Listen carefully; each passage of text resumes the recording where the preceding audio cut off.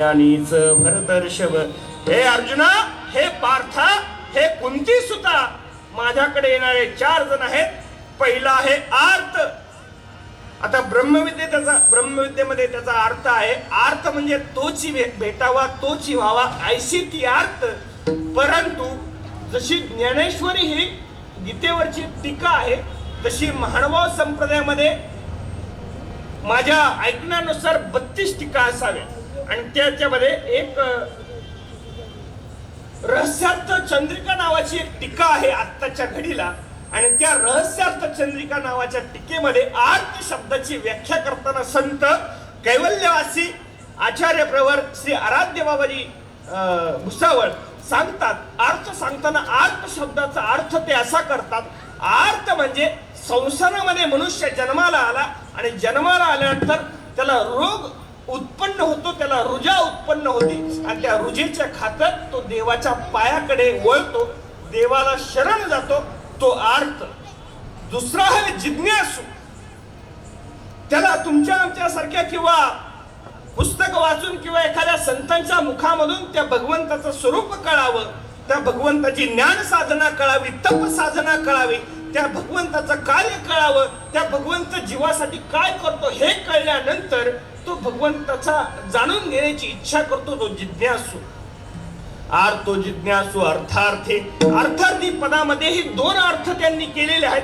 पहिला अर्थ म्हणजे द्रव्यार्जनासाठी देवाकडे धावतो, देवा मला धन मिळू दे, देवा मला संपत्ती मिळू दे, म्हणून आम्ही अनेक विडे देवावर चढवतो, अनेक विडे देवाला वाहतो.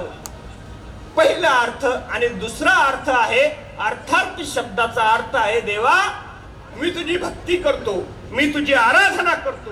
देवा एक गोष्ट लक्षात ठेव, मी तुझी भक्ती आणि आराधना, तुझा अर्थ म्हणजे परमार्थातला मोक्ष हा नावाचा अर्थ मला नको आहे.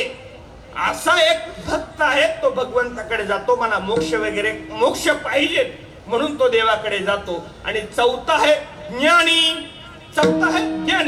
तो म्हणतो, देवा मला दुखणं आलं तर मी तुझ्याकडे येणार नाही, मला जिज्ञासा, मला आता माझी जिज्ञासा भागलेली आहे, मला मोक्ष नको, काहीच नको, देवा मला फक्त तू पाहिजे, फक्त तू पाहिजे.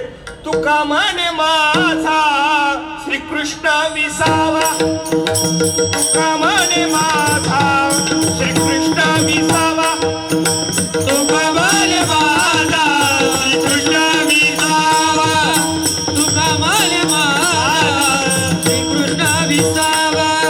वाटेल करावा परता जीवा, वाटेल करावा परता जीवा.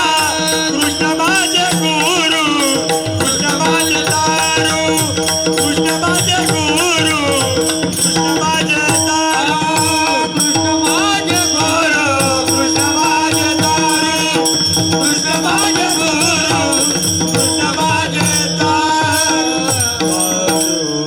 तो ज्ञानी नावाचा चौथा मनुष्य म्हणतो, देवा मला मोक्षही नको, मला धन दौलत संपत्ती काही नको, मला फक्त तू पाहिजे. तू अगाधाचा अगाधू, तुझा सनकालिका लागला वेधू, गोपी भक्ता तुझा छंदू, तैसा मज भावा की श्री गोपाल कृष्ण भगवान की. तो ज्ञानी मनुष्य म्हणतो, देवा मला फक्त तू आणि तूच पाहिजे. पण तू पाहिजे ह्याच्या करता काय करावं लागेल? आमच्या परमार्थामध्ये संसारामध्ये एक गोष्ट सगळ्यात महत्वाची आहे आणि ती म्हणजे अनन्यता. पत्नी आपल्या पत्नीशी एकनिष्ठ राहिली तरच त्या पत्नीचं पत्नीपण आहे, आणि भक्त देवाशी एकनिष्ठ राहिला तरच त्या भक्ताचं भक्तपण आहे. म्हणून म्हणतात, आपुला तो देव एक करुणी घ्या.